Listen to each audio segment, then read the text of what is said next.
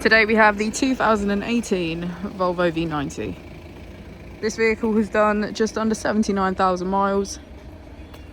It has an automatic transmission and a diesel fuel type.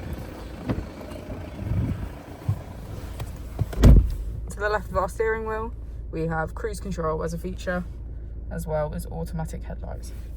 On the right, we have voice control. Moving on to our screen, on our first page we have our applications. This is where we can find our vehicle status, driver performance and download center. On the second page is our key features, navigation, smartphone integration, Bluetooth and weather. On our final page we have car functions. This is where we can find park assist, connected safety, road sign information and start stop. If we press here we can access our climate control, which includes heated seats on either side. If we press our drive mode button, we can switch between our 3 different driving modes: eco for efficient drive, comfort for everyday use, and dynamic for high performance.